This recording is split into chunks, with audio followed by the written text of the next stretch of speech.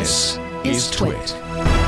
DuckDuckGo, a little heat on DuckDuckGo, and I think probably rightly so. DuckDuckGo has promoted itself as a privacy-first search engine, but they have also released browsers, and it turns out that the DuckDuckGo browser on mobile, according to security researcher Zach Edwards, while it does block trackers from Google and Facebook, allows Microsoft trackers to continue running. Here's Zach's tweet.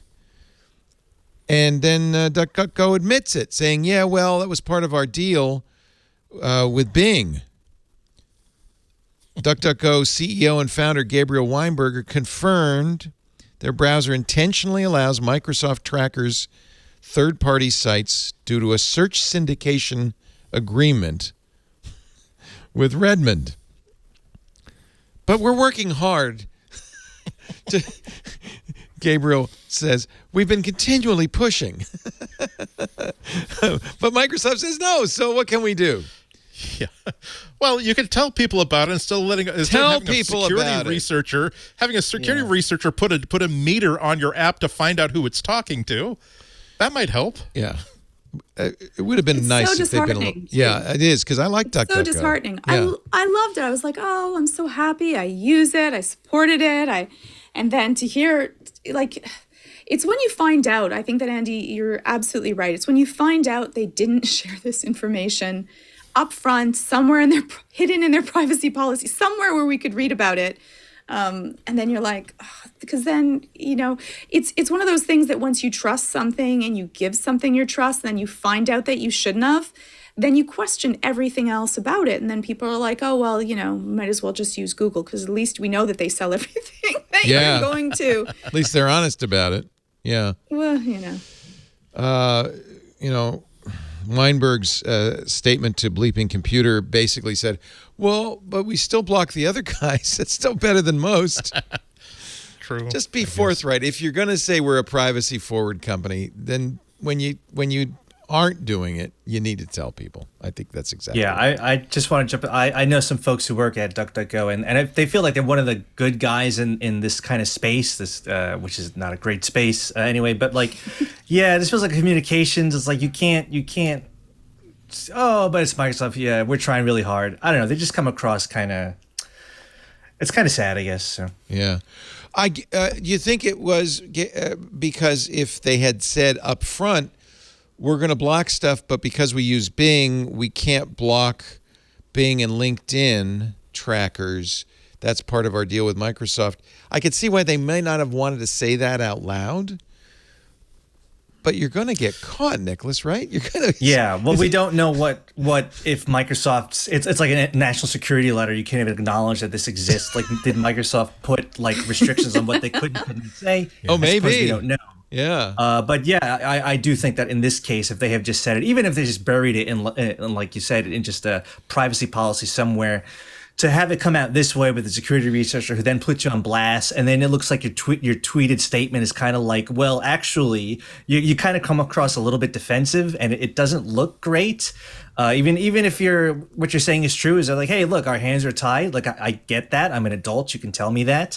But they do come across a little defensive, and like I said, I know some folks there, and they are pushing hard in this space in terms of like user rights and privacy. So I think a force for good in the internet privacy conversation. But in this particular instance, yeah, they come across a little weird.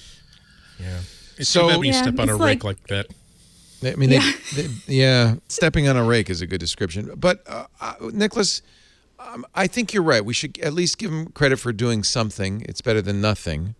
And I hope they learn the lesson. I think they are now saying something about it. They updated their description of the browser in the App Store and the Google Play Store. It originally said Tracker Radar automatically blocks hidden third-party trackers. The new description, well, it doesn't say except for Microsoft. It now says automatically blocks most hidden third-party tracking scripts. See notes and link below for more information. So they're kind of admitting it. It's still in the fine print. Give them some credit for doing something. I guess. Absolutely. I mean, Firefox blocks everything, including Microsoft stuff, right? I use Firefox. I turn on all the blockers. I put on other stuff, additional stuff. I am more concerned. I used to, and I've mentioned this before, be a little more sanguine. I don't mind if my information is shared with advertisers. That seems not so dangerous. But then we're starting to learn that government is using this in states like Texas, where I could be sued, if I in any way support abortion. And now my location data is being sold to anybody. It makes you a little bit more aware. Yeah. You're particularly. We should be particularly concerned about geofence warrants that have always been a huge problem. The ability for law enforcement to simply say, "Hi Google, we want just every single device identity of every phone that was within this vicinity, within this radius, on this date, and this time." That's such a fishing expedition. Yeah, exactly. And unfortunately, this is something that. Google and Apple are big enough to fight these things and basically say you're going to have to we're not just going to simply rubber stamp this thing. You're going to have to absolutely get everything correct. But once the right files have been filed, they have to hand the stuff over. Which is why I think there was last week 30 Democratic Congress people basically signed a letter saying Google, you need to do something to protect. This abuse of this abuse of geofence, particularly to protect people who are seeking abortions or at least pursuing abortion. Yeah, because that's how they're going to be DAs that are, again, they want to be elected to that next level up, that are going to be seeking and encouraging abuse. I mean, persecution and abuse of anybody they think might be even considering such an action, and it's just going to be horrifying. Yeah. I know a lot of people that are getting rid of their period trackers for the exact same reason. Yep. Exactly right. I think it's Google and Apple are starting to ask for better privacy protection for things like that. Yeah. But we know that at least several period trackers are selling information on to third-party data brokers. Yeah. It's terrible. Oklahoma is considering a law that's the most ridiculous of them all, that basically says that, oh, by the way, life begins at conception.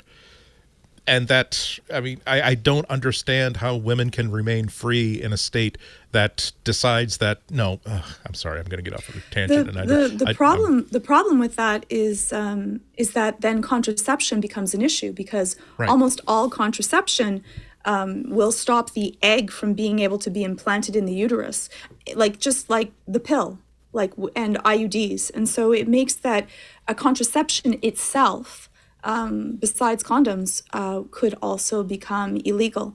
And so your own right to, being able to have any type of contraception besides using a condom also can become an issue. Yeah. I just wanted to jump in and said that Consumer Reports, not me, I was not involved in this story, but we published a story a few days ago about period tracking apps, privacy, the whole 9 yards, and their privacy concerns, and what's good, what's bad, and what these apps are actually looking at, what data they're collecting, the whole 9 yards. So if you just Google Consumer Reports period tracking apps, it's, again, I had nothing to do with the story. It was written by a colleague called Catherine Roberts, published May 25th. This is an old one. So Donna Rosado published a piece 2 years ago. So good on you, Consumer Reports, raising this issue 2 years ago. And now there's but we just a more published recent a update. much more in-depth one about a week ago. Again, I was not involved. I was writing about office chairs last week. All right, it's okay. Concern. That's important too.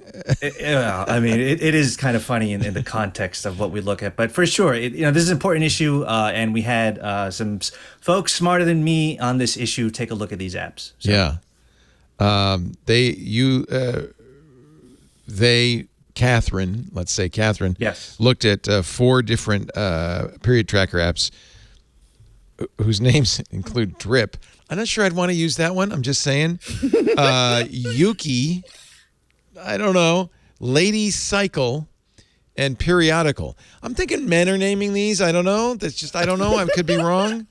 The Drip one makes me laugh. I don't know. That's just kind of funny. That's just kind of funny. I don't know.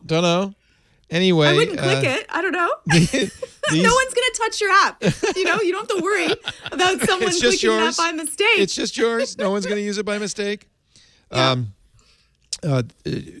The article says we chose these apps because they were recommended by the privacy community. And so they compared them with 4 other apps that are much more popular, like Flow, which I think we all are familiar with. Flow got in trouble, as I remember, right, for selling information on period calendar, period tracker, and fertility friend. Ah, yes. Sure. Anyway, they do recommend Drip, Yuki, and Periodical, which all store local data and don't allow third-party tracking. Although these days... But what happens if a government official, if it becomes law, and they could then be they ask subpoenaed. for it, it still becomes a problem if it becomes a law. So... I think the ones that your data stays on your phone that don't go to the company, those are the ones to look at. Yeah. And this, I'm glad to say, this article is not just subscribers only. Anybody can read this article, so that's nice. Thank you, Consumer Union, for doing that.